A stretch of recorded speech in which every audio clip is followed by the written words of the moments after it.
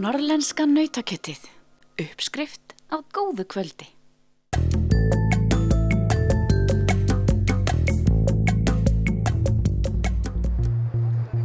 Vaðlaheiðargöng verða tekin í notkun seint á þessu nýbyrjaða ári. Vinna lá niður hátíðarnar en hjólin fara sennast núast aftur af fullum krafti. Við á N4 fórum inn í göngin í fylgd framkvæmdastjóra Vaðlaheiðarganga og kynntum okkur hvað verið að gera þessa dagana og síðast en ekki síst hvað á eftir að gera. Mennirnir að koma úr jólafríi og þeir munu halda áfram með sömu verkþætti og voru rétt áður en við fóru í jólafrí og það er unnið af nokkrum verkþáttum. Það er lagnavinna og það er verið að klæða, vassklæða og það er að klára núna vegskálan fyrir utan sem er búinn og það þarf svona aðeins að dytta á honum og vantarlega verður farið það svona næsta vor. En annars er þetta svona 3-4 gengi sem er að vinna svona út um allt göngin. Og þá sem sagt frá bara mismunandi þjóðlöndum? Já, þeir eru frá, ætli sé ekki frá 6 eða 7 þjóðlöndum og Íslendingarnir eru í lagnavinnu og í vegagerðinni.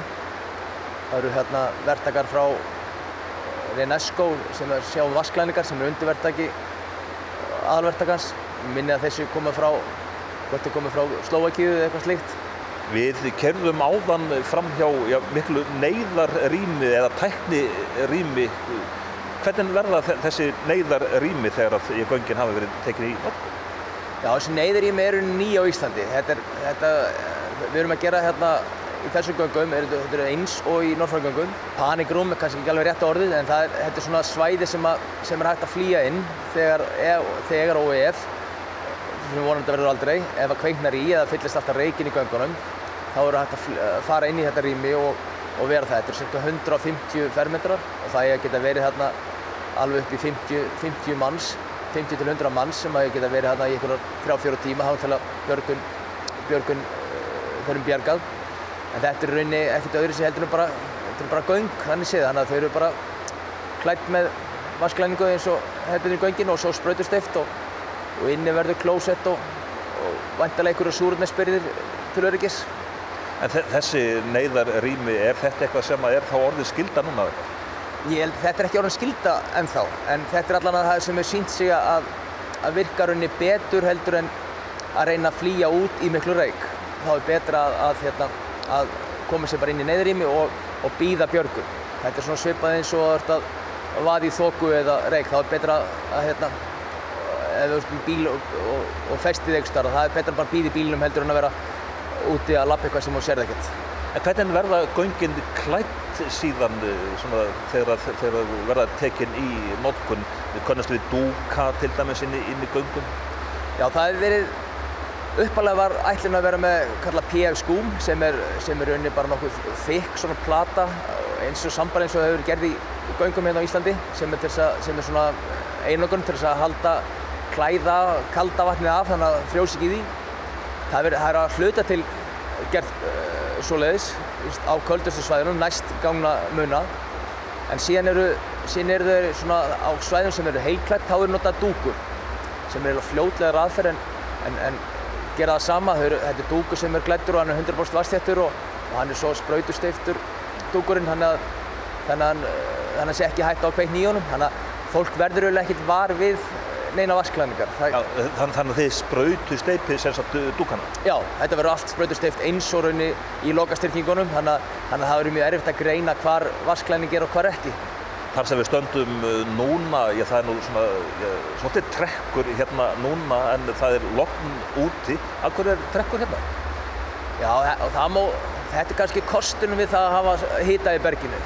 Það er meiri líkur á því að það verður sjálfvirkni í loftræstingu og það er bara þannig að heita loftið það leitar upp og hitin í berginu er í cirka fyrir miðjum göngum aðallega stóru svæði þannig að það trekkir upp og dregur til sín loft frá Eyjafirði og skilar inn í Fnjóskadal þannig að það má alltaf búast við því að það verði 1-2 metrar á sekundu hérna inn í göngunum þótt að sé logn úti. Ég get alveg trúa því að loftræstikerfi í göngunum það sé svona mjög fjárfrekur kostnaðarliður þegar göngin eru tekin í notkun. Ertu að segja það þá að loftræstikerfi það sé bara sjálfbært hérna að mestu leyti? Já, ég vona það og mín trú allan að svo verði. Það verður þá kannski í efsta hluta gangnanna þar sem er svona hálfgjör lofttappi sem þarf þá að kveikja á loftarsku til þess að koma loftinu áfram. En það er alveg rétt að þetta loftblásarnir eru orkufrekasta rafbúnaðurinn inn í göngum. Núna eru menn bara að nota LED-ljós sem mun orkuminni og rauninni ódýrari lausn heldur en áður. Þannig að allan að ég er fullbjartsýn á því að það verður mun ódýrara að reka þessi göng heldur en menn bjuggust við upp á þau. Þú talar einmitt LED-ljósin þegar kannski var verið að bjóða út göngin. Þá voru LED-ljósin varla svona, bara orðin til?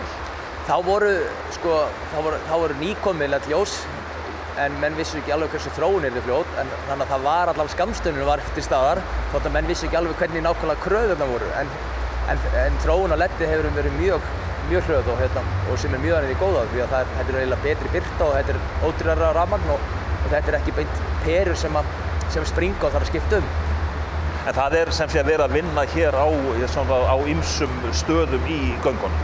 Já, það er verið að það er lokastyrkingar í Fljótsdalsmegin sem að klárast. Það eru vassklæningar sem eru í fullri vinnslu og stór hópur sem að vinna vassklænningum og síðan þá lagnavinnuflokkur sem að reyna að leggja lagnir og loka yfir lagnaskurinn á undan vassklænningahópum. Og þegar lagnaskurinn og allt þetta er búið þá við fara að keyra inn efni í vegagerð og slíkt. Og þarna er einmitt að koma tæki og þá er eins gott fyrir okkur að vera ekkert fyrir. Já, það er alveg rétt. Þetta er stór tæki og maður veit ekki hvað sem viljið sjá hérna út úr gluggann.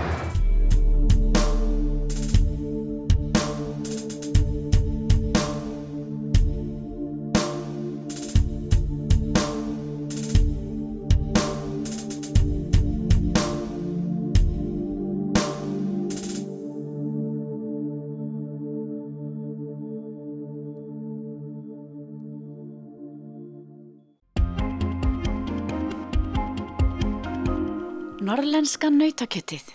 Uppskrift af góðu kvöldi.